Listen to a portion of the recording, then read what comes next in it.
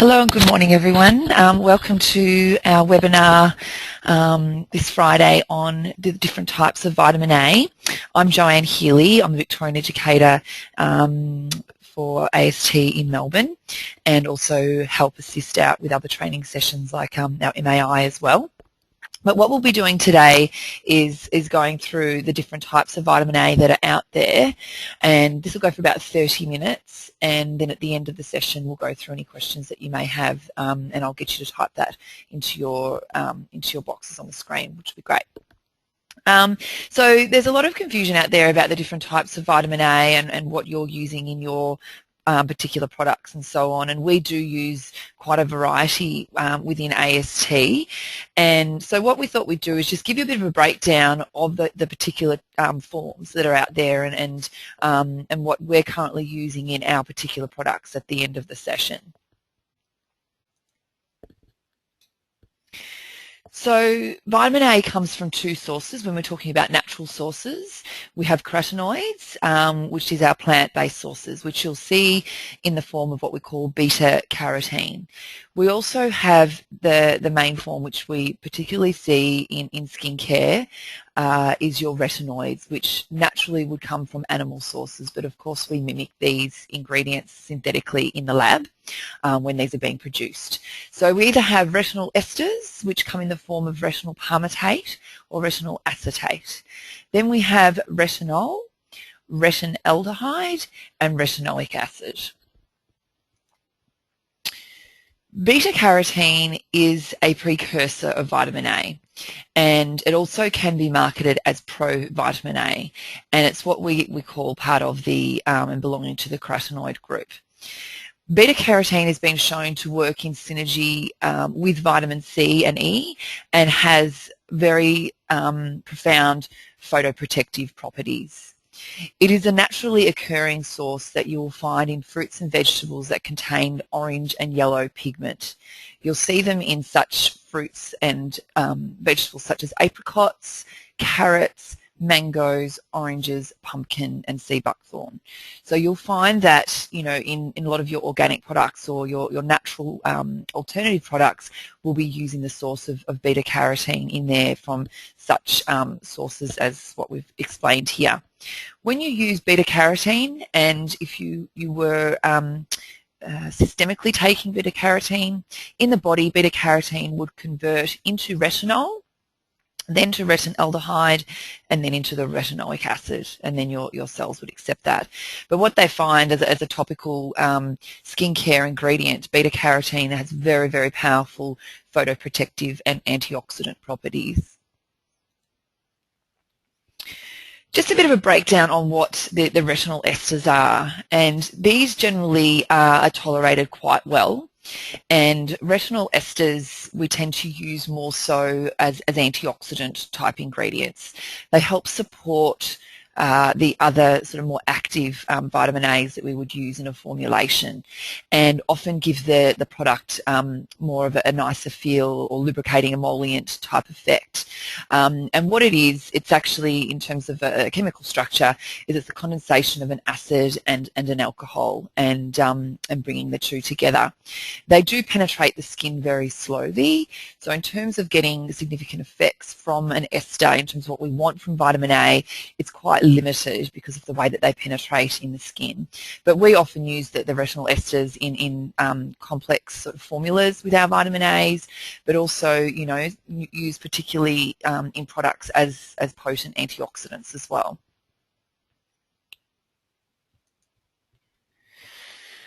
So retinol palmitate versus retinol acetate. So these are both the esters of vitamin A. So retinol palmitate is one of the primary antioxidants found naturally in the skin, and is the major form of vitamin A that is found from foods of animal origin. So retinol palmitate being a form of vitamin A, it is a combination of pure vitamin A and palmitic acid. Now, palmitic acid is most commonly found in animals and plants and microorganisms as well, and is a common fatty acid found in these sources. And bringing the retinol and the palmitate together gives you the retinol palmitate ester. And retinol palmitate has been shown to give very protective UVB protection. And there's been many studies to show this. And what I've actually put into this presentation that you'll notice is some references so that you can actually see that this information is backed up by research as well. Retinol palmitate has also been shown to exhibit some protection factor of 20. So therefore, preventing sunburn, erythema, and the formation of your reactive oxygen species. And so your retinol palmitate, what you'll find is quite commonly in sunblocks, because it will actually help bring up the SPF factor as well as giving antioxidant protection as well. Retinol acetate, which is the other form that is not as widely used as palmitate, you'll find that the palmitate does seem to penetrate a bit more effectively than the acetate, but the acetate we'd also use as part of some complexes, and you'll find it in our triretinol complex in Skin Medica, which will actually help with giving a sort of slow release to the vitamin A, so it's not as concentrated. But the retinol acetate is attached to an acetic acid, which is another natural carrier of vitamin A, and is the primary flavour found in organic balsamic vinegar. So your retinol palmitate and acetate, as you saw, were more your antioxidant type forms of vitamin A. Used in high dosages, you can get some effects from those vitamin A's in terms of cell renewal and cell turnover. But in terms of delivering the best results, you'll find that retinol has always been the gold standard. It's still the most clinically trialled alongside your retinoic acid, and is still seen to be one of the sort of gold standard vitamin A's in cosmeceutical skincare. So it is one of the most usable forms of vitamin A. It is the alcohol form of vitamin A and is often regarded as what we call true vitamin A, or the complete molecule of vitamin A. Retinol does absorb quite quickly into the skin from the surface of application. But saying that, depending on the delivery of that vitamin A, or depending on the skin type or the thickening of the skin, it will also vary, depending on how it will penetrate. According to clinical dermatologists, retinol is one of the few substances that has demonstrated ability to reduce and prevent fine lines and wrinkles, and it is able to alter the behaviour of aged cells so they act in a more useful manner. One of the main things that we talk about with vitamin A is that it tricks the skin into working like a younger skin, so that's what we're sort of coming from here, because it's actually going to help in cell renewal. But what they also find with vitamin A is that it actually helps with repairing DNA damage. So what we've got here, retinol regulates cell proliferation and differentiation through gene transcription. Therefore, increased numbers of fibroblasts manufacture collagen. And what you'll also find, because we're getting a stimulation of the fibroblast, you're also going to be getting stimulation of new elastin to help strengthen elastin fibers, but also the gags, in terms of keeping that skin healthy from the inside and keeping that support network going. We need a good production of also the gags and the hyaluronic acid, and that the vitamin A not only is stimulating fibroblasts for collagen, but you'll also find that you're getting this great stimulation of gags in that area as well. And what you find is when we have a good amount of gags being produced in that dermis, you're also going to get a good amount of oxygen and nutrients being diffused up into the epidermis by having this good support structure in the dermis.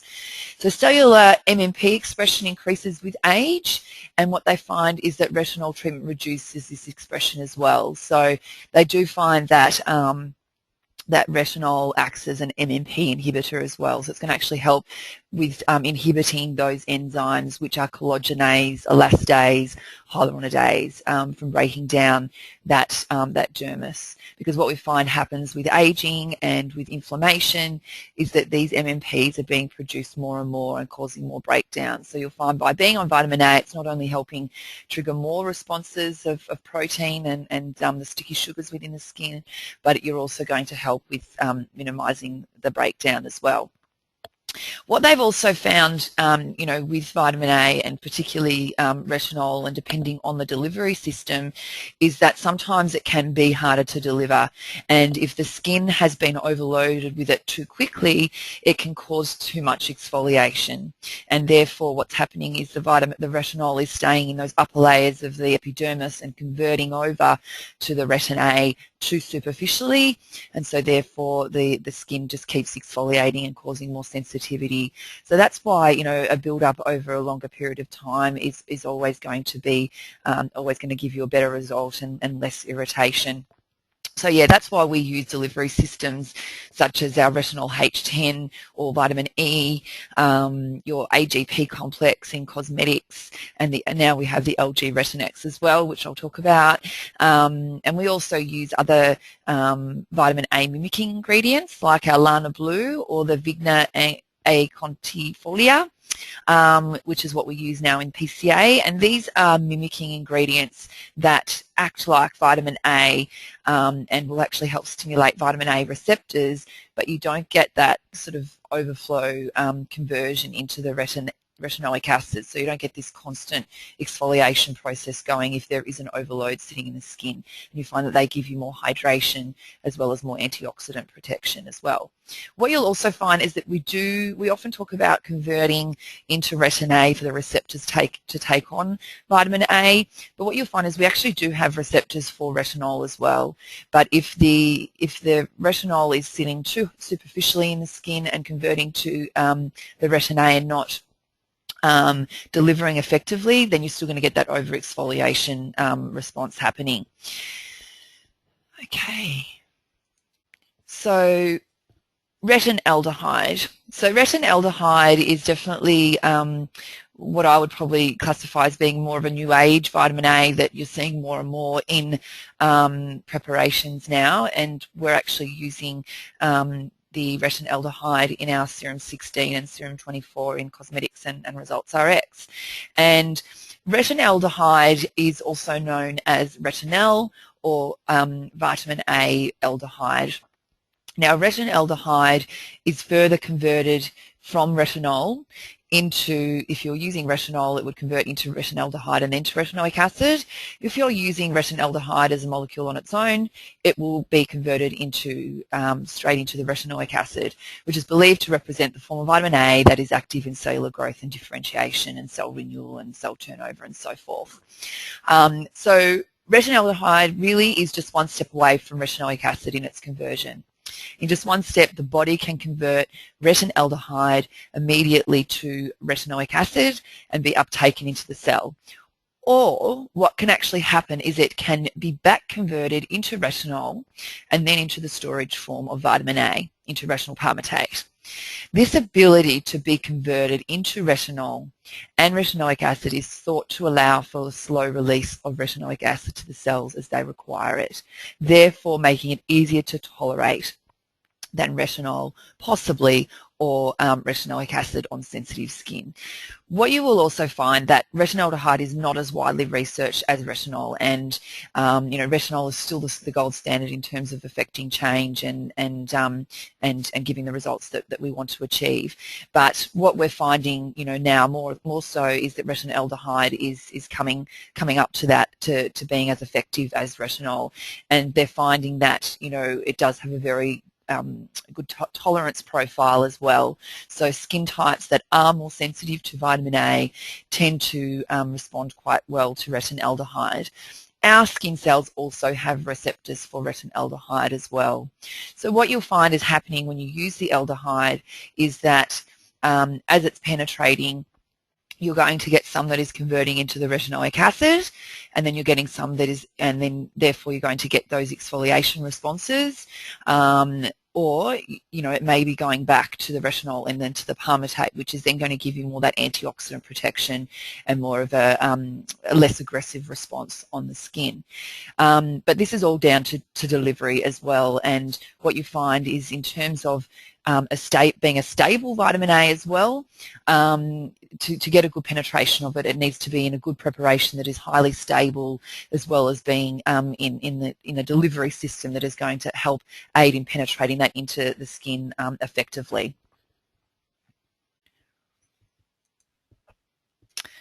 So your retin A. So retin A is the I guess in one sense, the direct, vitamin A that the cells use. This is also known as retinoic acid. You'll also see it written as tretinoin. If someone is talking about isotane or isotretinoin, that is your Roaccutane.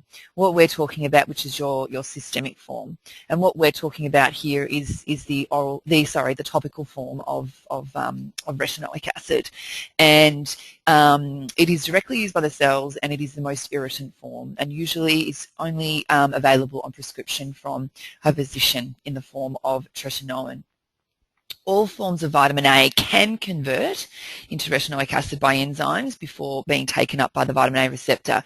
But as we were discussing before, with the other forms of vitamin A, your retinol and your retinaldehyde, our skin cells actually have receptors for those vitamin A's as well.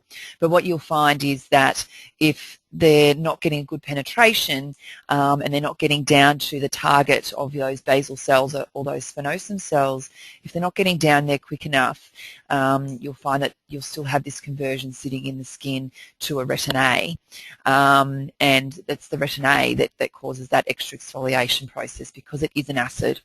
And so the side effects of topically applied retinoic acid can induce redness, irritation and flaking, so it's causing that exfoliation response.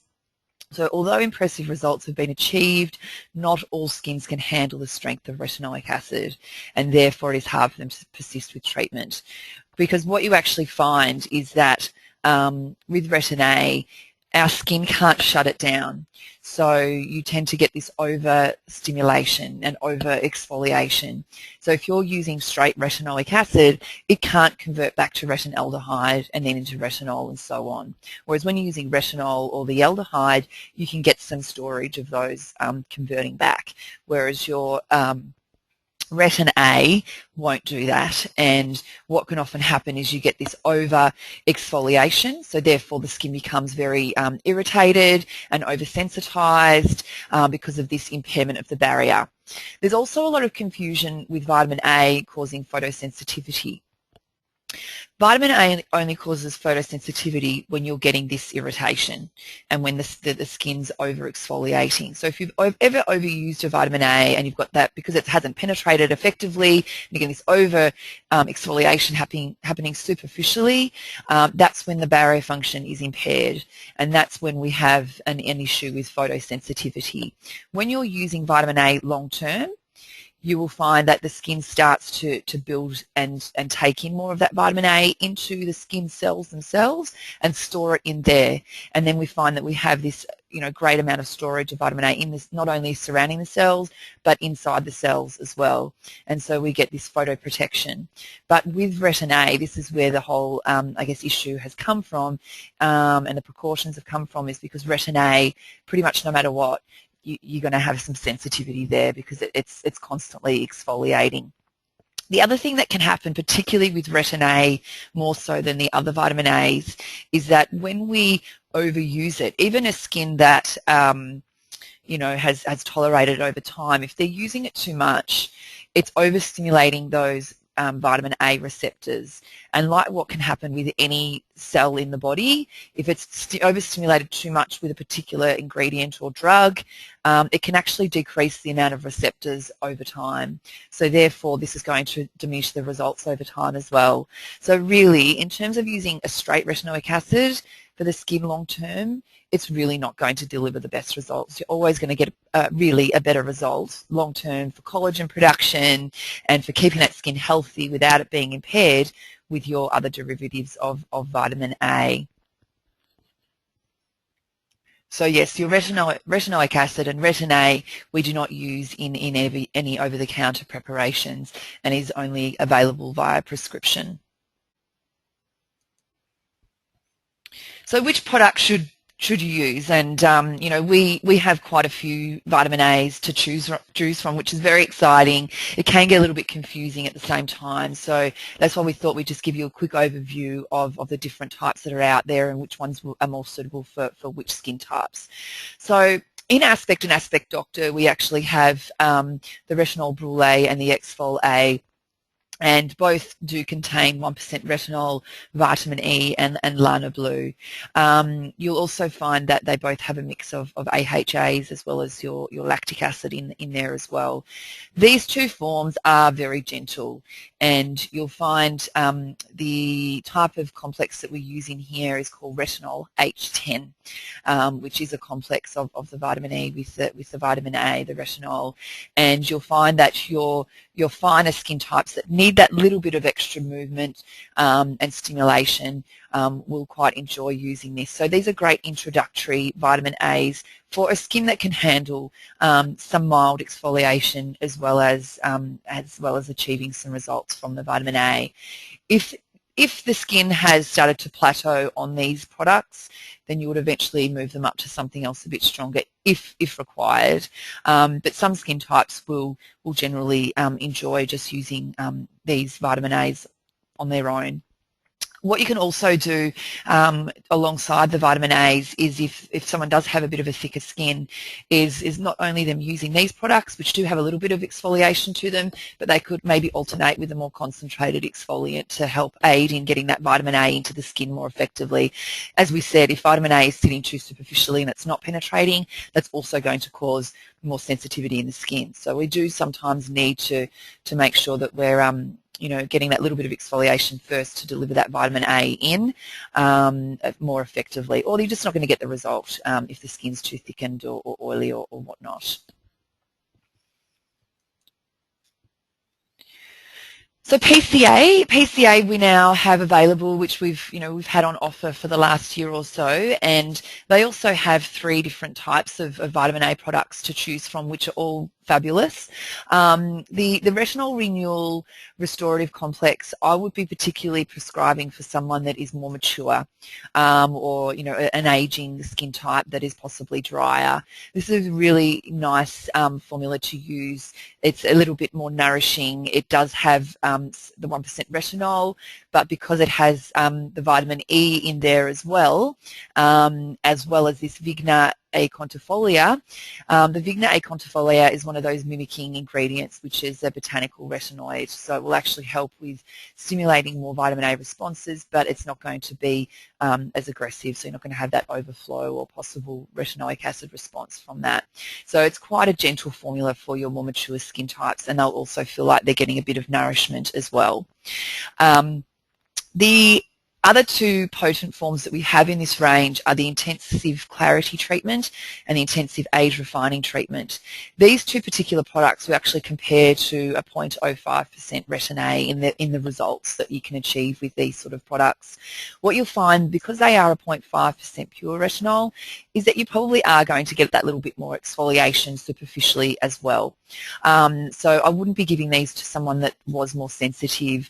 They're particularly great for someone that needs that bit more movement and exfoliation superficially as well. The clarity treatment is going to be effective for someone that has concerns with pigmentation and possibly your oilier skin types as well. And this has a combination of what we call phytic acid and the phenylethyl resorcinol and the gluconolactone, which is an antioxidant ingredient as well. But the phytic acid it naturally comes from bran cereals, fruit seeds, and has been shown to actually block the stimulation or the entrance of copper to the melanocyte, so therefore helping inhibit tyrosinase action, but also a very potent antioxidant. And I think what's good to remember when you're treating pigmentation is that even an antioxidant is going to help with pigment because it's helping stimulate that oxidation process within the melanocyte from the beginning. Then you have phenylethyl resorcinol. Phenylethyl resorcinol is also a tyrosinase inhibitor, which will help with inhibiting pigment as well, and is naturally derived from Scotch pine bark. So these 2 are quite new products, but are also great for treating your thicker skin types, but particularly the clarity for someone that is pigmented as well. And then the intensive age refining treatment would be particularly for any sort of aging or thickened skins, and not necessarily, you know, the pigmented skin types, and also has that 0.5% pure retinol and the Vigna acontifolia that we have in the retinol renewal. But all are effective vitamin A treatments. And also, just to reiterate, with any vitamin A treatment, if you're starting, you know, a client or a patient on vitamin A, we always start every third night, no matter what, so that we can build that strength over time, so that we don't have too much sitting, you know, in those superficial layers, causing that extra exfoliation or possible sensitivity. And the thing is too, you know, we'd always start at nighttime use and build that up, and always be making sure that that they are using a good sun protection while using vitamin A, because they possibly could be more photosensitive. And cosmetics. So cosmetics, your different vitamin A products, we have quite a few. We've got the Define, Refine Plus, and now our Serum 16. Now, the Define, the Refine, the Refine Plus all contain the AGP complex. I'm not going to go into too much detail because we don't have a lot of time today, but if you do need more training, please come and do one of our head office trainings, and we go into a lot of detail about these complexes. But the AGP complex in cosmetics is a very powerful delivery system of retinol into the skin, and is a complex of amino acids and the retinol, which takes on the form of a protein. So the skin cell takes it on, the skin absorbs it quite readily, and so does the cell receptor. So your Define would be your lowest strength, and this has a mixture of AHAs as well as the vitamin A. So this is a bit of a two-in-one vitamin A and exfoliating treatment. So it's a really good, easy starter for people, and that you can promote it as a nighttime treatment that they can alternate with another moisturizer to get them started. So it's a great, for the new user, it's a great one to start on. But it is still got the AGP, so it's not for someone that's sensitive in any way. It's for a skin that still needs that extra exfoliation. Then your Refine. So Define has 2% of the AGP complex, whereas Refine has 4%. The 4% we would never start on anybody unless they were a thickened or resilient skin type. This would be the highest strength of AGP that you would start someone on. We would never start them on Refine Plus. So your Refine, you could start every third night in combination with another exfoliating treatment like Defy, and this will help with absorbing that vitamin A into the skin more effectively as well. And then Refine Plus has got the 8% AGP complex. So you can move someone through those levels if required, but you may find some skin types never need to move up to Refine Plus. So if they're getting good results and are happy with the lower strength, that's where we keep them. What is important to remember with vitamin A, you're going to get a better result with minimal doses, so lower dosages more often, rather than just using a higher strength once or twice a week. If anything, that is not going to get the result, and you're not going to get good penetration, and you're just going to end up with more exfoliation rather than getting the cell renewal benefits of what we want from vitamin A. So really the AGP complex is all about trying to get that skin exfoliating better and renewing better. So for more of your skins that are thicker and more resilient and possibly oily as well. Whereas Serum 16, this is what we launched last year, which has got your LG Retinex complex. This is a complex of the retinol, retinaldehyde, as well as your GAGs, encapsulated in a liposome delivery system. And being in this delivery system makes it it's an effective delivery as well, so that we can get those vitamins down to where we want to get them, into the basal cells, but also a very gentle diffusion of those ingredients into the skin as well. So there's no AHAs in here. This is a particularly, great vitamin A treatment that you can give to a thin, fragile or sensitive skin type that you normally wouldn't give a vitamin A, and it feels very much like a moisturizer. So, great for those more sort of aging, drier skin types that you're really trying to build and strengthen their skin and build that dermis back up, rather than trying to, cause a lot of excess exfoliation. This is more about just delivering that A to those target sites, but at the same time, giving a real nourishment to the skin.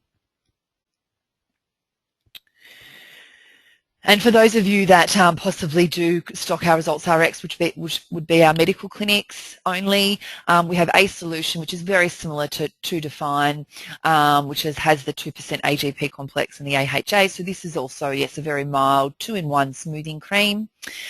Your Accelerate, this is a quite a great little product for those skins that do have a little bit of pigmentation, a little bit of build-up, but also want to have that vitamin A effect on the skin as well. But this particular product is not quite as potent as using something like the Refine in cosmetics, although they do have the same amount of the complex. This is not as concentrated a formula, so it's a great starting product for those skin types that have a little bit of build-up, but also need that little bit of a vitamin A effect as well, and maybe for darker skin types.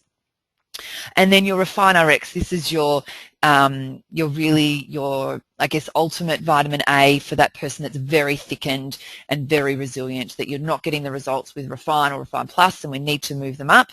This is where you can eventually take them if you need to.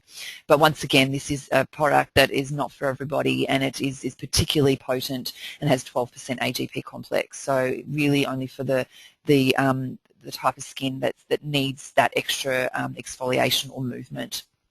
And then the Serum 24 is your step up from your Serum 16, so still contains that same LG Retinex complex, but it has that little bit more in there, so you're going to get that little bit more stimulation dermally for someone that needs that little bit more activity than the Serum 16. We're almost there. Your Societe and your Skin Medica products, we also have vitamin A's to offer here as well.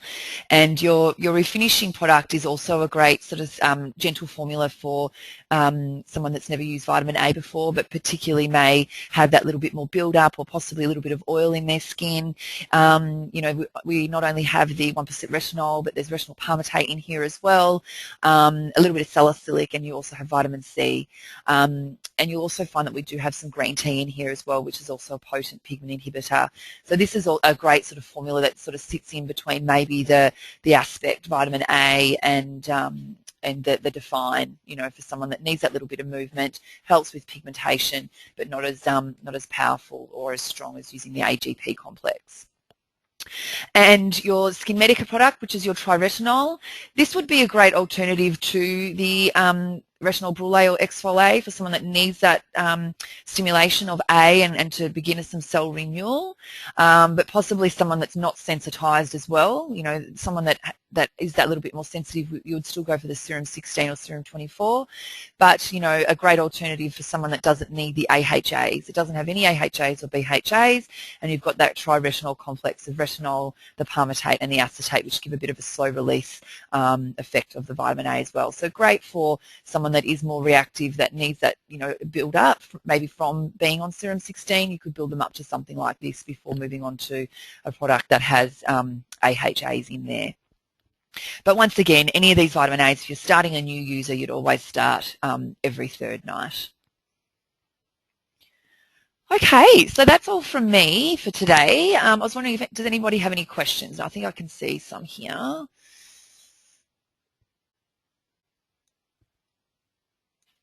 And someone's just asked, do we get these notes? Yes, you do. Yes, I will be sending out these notes to everybody so that you'll be able to read over them after today. Is there anyone else?